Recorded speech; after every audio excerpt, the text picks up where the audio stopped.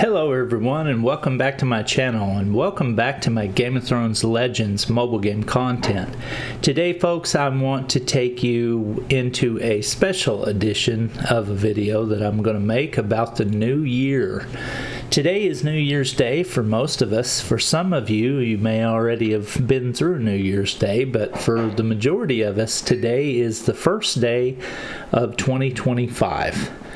That's a special time because for me, it means that I get a chance to stop and kind of reflect on what all 2024 meant to me and the different communities that I grow and support because of the Game of Thrones Legends. Obviously, if you're watching my channel, you're more than likely here because you want to see content on Game of Thrones Legends, and that's what I'm really thankful for 2024. I want to kind of go over some things with you to kind of let you know where I came from and what I did this last year so that you can get an appreciation of how much this game has meant to me and how much this community has meant to me. So I obviously want to start with my YouTube channel because that is where this all started for me. Mobile gaming with Miranda's Crafter has been the focus of my channel for quite a while, and when Game of Thrones Legends came out, I immediately decided, well, a couple months prior to its release, I decided that this was going to be a game that I was going to be interested in and was going to focus on because the Game of Thrones lore was just really appealing to me. I have always been one of those people that really liked the Game of Thrones shows, all of them pretty much, the Game of Thrones and the House of the Dragon and all of that. I've been a big fan for many years. So when there was a puzzle battler, hero collector, a small city builder type game built around this lore, I was like, oh yeah, I'm in, I'm totally in. And little did I know, quite a few months later, I would still be playing this game and making content on this game. It's crazy. It's really crazy. So some stats for you to kind of see what has went on for me. Right now you can see it, I'm at 1.35k subscribers, but I did the math on it and went back and looked at my stats, and 1,158 subscribers have came from my Game of Thrones Legends. So to me, that's an amazing stat right there, because that shows me that there's a lot of interest in this game out in the community. Not to say that every single person that's into this game is subscribed to my channel. By no means. That's not the case. But there's enough of you out there that have proven that this material means something to you to have subscribed to my channel to watch my content, and I really appreciate that. I really do. It's been amazing for me to see the reaction, the thousands upon thousands of comments on the video, the discussion we've had, the interesting topics we've covered. We've done things like hero deep dives, we've done news posts, we've done, theory posts, we've done, event posts, we've done hero team build guides and all kinds of just pro tips and all kinds of guides and everything you could think of on this game we've done. So it's been a really amazing ride. If you go to my Game of Thrones, and obviously I have other content on my channel as well because it is a mobile gaming focused channel and not just Game of Thrones. You can see I have King Arthur Legends Rise content as well. I do content on a game called Ark Survival Ascended, which is not technically a mobile game, but it's just another game that I love. Age of Empires Mobile. I did a lot of Puzzle Quest 3 back in the day. I did some Call of Dragons back in the day. And so you can see that mobile gaming has been mainly the focus of my channel the whole time. So Game of Thrones Legends has been really good to my channel. I will have to say that. When you go and you look at my Game of Thrones Legends playlist, you can see that I have 148 videos in this playlist on this game. That's an amazing amount of videos to make on one particular type of content. I mean, that's just crazy. To say that I've made 148 videos on this game is just insane. I don't even know how in the world I found enough topics to make that many videos on this game. It's crazy. Totally crazy. But Game of Thrones Legends has been really good to my YouTube channel, and I just want to thank everybody that has subscribed to me. I appreciate that. I really appreciate you guys. Another thing that has been really awesome to me as part of the Game of Thrones Legends community is my Discord. Mobile Gaming with Mirandus is something that we set up day one on the Discord network whenever the game released, because we decided that we wanted to have a place where we could have a community. Because yes, there is an official Discord now that just got released like a month ago, maybe a few weeks ago, 3 or 4 weeks ago. But there never was an official Discord this whole time, and people just needed somewhere to go to talk about the game. And so I decided I would set that up, and now this Discord community has grown to over 574 active members. So we're getting really close to breaking that 600 member mark. So that's really a big achievement for me on this Game of Thrones community. As you can see, we have multiple houses that we run represented in this community. Obviously, the Three-Eyed Ravens is my #1 house that I create and run and support. And then I have 2 other houses, Valar Morghulis and Valar Dohaeris, that we fill and support.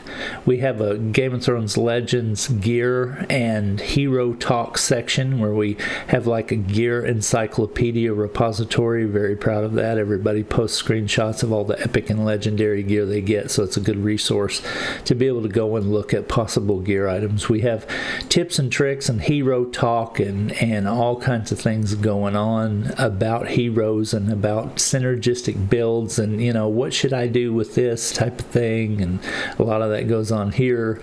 And then we have a event section where we talk about the schedule coming up, discuss it, have an event entry channel to where you can, you know, post in there and say, hey, I'm dropping into Kingslayer, so all your friends know and your guildmates know not to jump in so they don't get bracketed with you. That's been a big deal, a real big deal. That's helped a lot of people keep from bracketing with their housemates and not, you know, killing their chances of getting legendary gear. And then we just got other stuff like King Arthur Legends Rise has been a big one for us. And just basically that's pretty much Game of Thrones Legends focused though. So, you know, that's one thing that we just want to make sure that we shout out, because this has been a big deal for me in this community. Another thing that, you know, has been huge for me in this game is my house, the Three-Eyed Ravens. And make sure you get the name correct, because there's many imitations, but this is, as you can tell by our medal count, this is the original Three-Eyed Ravens. We've been around since the first day the game released, and before actually. Some of our members were playing together in early access, but we formed the day of release, and we've been together ever since then. We have a full house, 30 of 30, and, you know, we have a lot of great members. I just want to kind of shout them out there: Rafi, Michael, Artie, Lundy, Klaus, me, Cinda, Helio, Hueso Sirius, Defiri, Mud, KPBLXA, Bricktop, Zephrozener, Jake Bula, Lilith, Capez, La Cucaracha, Waterhouse, Karagon, Garrett, Snowjohn, Chipper C, J Mass, Captain Bart, Bug Tester, Babagoombotts, JP, Odin, and Saeem. I want to say thank you to you all.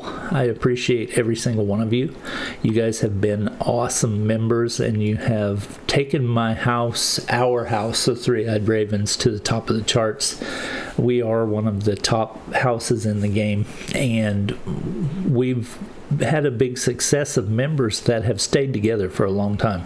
This group has worked together for quite a while. It's not a house where we rotate members quite frequently. This is a house where you go, you join a family, and you stay together. And that's the mindset that I've built this house around.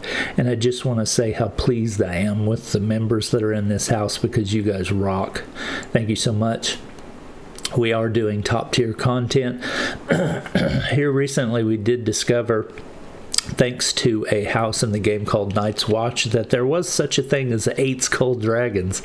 We didn't know that, because for the longest time we just thought that 7 skull was as high as it went, but we do now know that there are 8 skull dragons in the game, and we're steadily moving towards that. So, we do top tier content as well in that house. So that's kind of an overview of, obviously, my YouTube channel, which is where it all started for me, my Discord channel, which is amazing community that we've built together around the game to have a place to go and interact and meet new people and make friends. My house, which has obviously been super important to me. Hang on. Sorry, I had to get a drink. And then lastly, I want to kind of look at my account, because I want to talk about possibly where I'm going for the new year. I've had quite a bit of success in building up a team, which is basically a fire synergistic team. My main team that I do most of my content with is Daenerys, Rhaenyra, Grey Worm, Ned, and Stannis now. He has found a permanent place in my team. He used to be Tyrion in that slot, but Stannis has just far and above outshined Tyrion in content. And basically the mindset around my main team that I used to do most of my content with is AoE build. I want to have everybody in my team do AoE except for Ned. He doesn't do AoE, but he's just so good that I'd be stupid to not have him in my team, because as you can see, he is I think he's my only 6-star.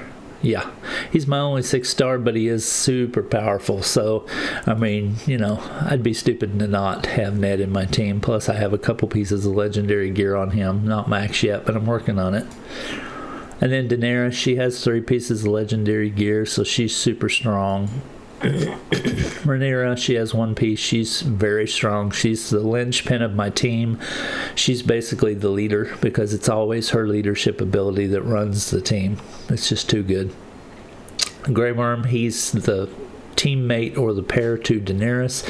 So for right now, he's in there and doing, pretty good. He's not the best member of the team, but he's really functional, so he definitely earns his spot. And then the last one that I have in that team right now is Stannis. Stannis is a very good member that does a really good AoE. He's very good in events. He's very good in PvP. He's pretty good just anywhere. So that makes up my main team. Obviously, my goal for 2025 with that team is I want to grow their stars and grow their levels. As you can see, the majority of the first 4 here in the top row are all max level, except for Ned. I still have some levels I can put on him. And then Stannis, I have some levels I can put on him still. So there is still some growth for this party with these 2 right here. Hopefully in the future I'll get some more stars on some of them, but I'm at 5 and 6 for the majority of them. So that's a pretty comfortable place to be with the state of the game right now. Anything under a 5 is probably a little bit too weak for most teams nowadays with the power of the people you're going to be going against. So 5 and 6 and 7 is a good place to be for right now. Now, when I talk about my events team, it just kind of depends on which one I'm doing, but for the most events, like the Egg event and the Battle of the Bastards, and now for the new content, Rook's Rest, I'm using Daenerys, Rhaenyra, Grey Worm, Tormund and Stannis. I've found that this to be a very effective team for events because, again, all AoE, so they all hit all people, because for the events, it's still, no matter what the strategy is in the specific event that you're in, you still get a better score the faster you kill them. So, you know, obviously the fastest party I can get and the most damage to all enemies at once is the best option to build. For me personally, anyway. Because I'm trying to play with what the game has given me. The game has given, you know, it's a random pull on the heroes that you do pull. Yes, you choose which hero you want to pull, but it's random on how many of their pieces you get. Oh, and that's wonderful. The game just crashed on me. But it's random on how many pieces you get and, you know, which one you get, because a lot of times the pull that you're doing will have multiple different heroes in it. So that can be a little tough to kind of build exactly what you want. It can cost you quite a bit of money, or it can just cost you some luck. Like right now, you can see an example of costing you quite a bit of money. Here's a $300 offer right here sitting here, even though it does have some good characters in it that would work well with my team, and obviously those sweet, sweet green tokens. Okay, so let's go back to what I was talking about. So my events team, obviously, I'm swapping out Tormund for Ned sometimes, but now that I'm starting to actually put some levels on Tormund, I've got him up to 200, plus the game has done nothing but give me fighter gear and marksman gear. So at this point, with all this legendary gear on Tormund, I would be stupid not to use him. So I'm going to level him up. I've worked his skill up to 6. I think that's, no, I still have one more level that I can go to get a 23% bonus damage on the upgrade. So he's going to even be stronger. Right now he's level 200, and I'm steadily working on bringing him up. So him and Stannis are the main two that I'm working on right now to get up for my event team, because those are the two that are going to help me the most. Once I throw some levels on both of them, I'll have a red, a yellow, a purple, and a red. So I have a pretty good distribution of color. I'm kind of light on green and blue in that team, and that does kind of hurt me a little bit, but I'm going to, in the future, once I get these two built up, I'm going to look for an applicable blue substitute. But blue just kind of lacks a good AoE. But possibly I'm going to think about throwing Sunfire in there or something else. I don't know. We'll see. In the future, that's going to be one of my goals, is to get these two up for the year 2025. As you get up into the higher levels like this, it takes a lot of silver and a lot of food, so that's going to be a pretty long project right here, actually, because I'm not going to buy packs of food and silver to throw on them. I'm just going to do it with the game, the resources that the game gives me. So the other thing that I really need to talk about is the team that I use for Legendary Assault. Right now what I've settled on is this team right here. I'm using Jon Snow, Ghost, Catelyn Stark, Ned Stark, and Tyrion. Obviously I need to do some work on these characters because... hang on. Okay, sorry about that. I had a phone call, but this is my Legendary Assault team. It's what I'm working on. Ideally, I would like to figure out something that works better, because even on the Yellow Dragon, I'm still struggling. I know that I probably need to level up some of my gear, because I do have some legendary gear on Catelyn and on Ned. I think the rest of them I don't really have any legendary gear on, and that could be part of the problem why I'm struggling so much. I've got the majority of the levels on them except for Catelyn, and Ned still have some ability to put some more levels. Tyrion, if I could get him up a little higher, that'd be great, but I don't know really how long he's going to be in the party, even though he hits like a truck on the Yellow Dragon, because he's a purple and his ability causes him to do a percentage of damage based on the hit points of the enemy. So Yeah, he's a good choice.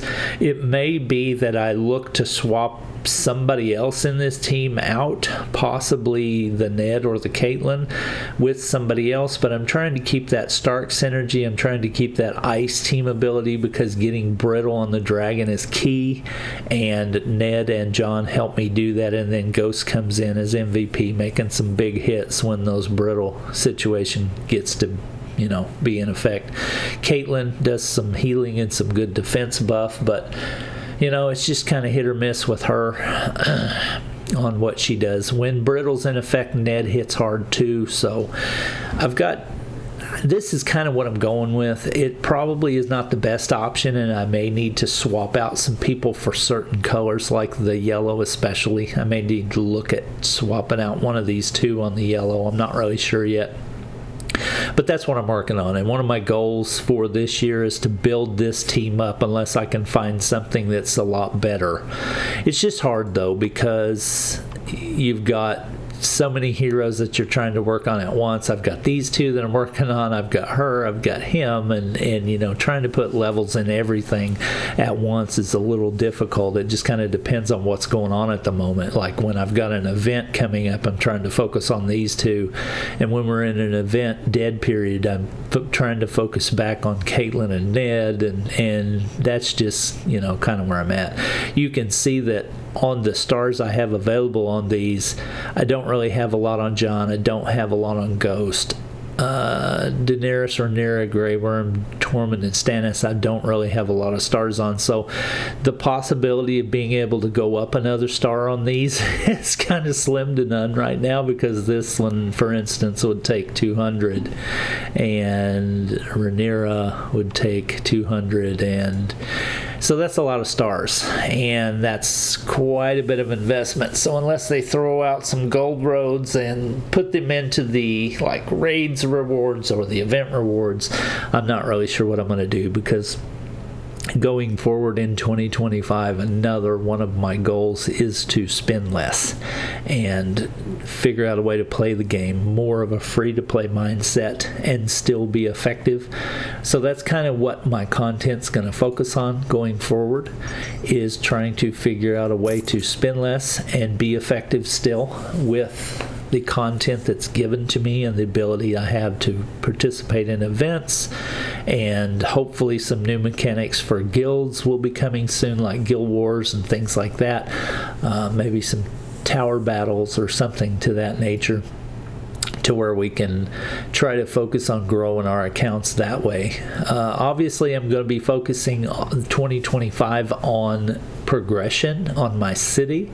I have a fortress at level 22, fixing to be 23 in a little over 5 days. Silver mines, I have my silver production at 18. I can always grow that. I have all my silver miners capped out at 20 right now. I need to take them up. I'm assuming 25 is the highest it goes, but I don't know yet because I haven't really seen anyone get to 25. I think 21, 22 is probably the maximum that everybody's at right now based on how long the game's been out. Iron storage, I have that up to 22. Got a few levels I can go there. I have all my iron miners at 21, so I'm doing really strong there. And the farmlands, I got my food storage to 22, so I've got a few I can go there. I have the majority of my farmers at 21. I'm working on 22 on them right now because food, I'm needing a ton to upgrade gear, which is mainly what I'm working on right now, upgrading gear. So my production facilities, I still have some room to grow. So in 2025, I'm going to focus on that as well. So that's pretty much where I'm at for 2025 and where I've been for 2024. I want to definitely give a shout out to everybody in the community who watches my content on YouTube. I really appreciate you. The ones that have subscribed and taken the time to throw comments in the video and create discussion. You're awesome, and I really appreciate you. Thank you. You've grown my channel and you've helped me immensely. On my Discord channel, I want to say thank you to all of you. We've made a great community there that can't be shaken. We've made some good friendships and got to know a lot of people in the community. It's been a great place to interact with each other and to get to know the names and the faces in the game that we can't otherwise communicate with, because there was no official Discord until just here recently, and there was no in-game chat. So getting to know people in this game has been difficult, and it has been up to the community to do that, and we have succeeded in that.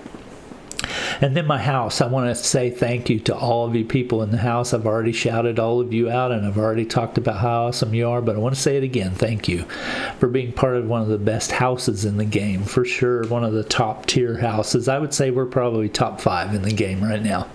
There's a lot of other good houses out there, like Night's Watch, Red Wedding Planners.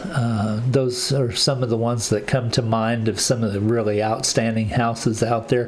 But we're in that top 5. I would say we're one of the best houses in the game for sure.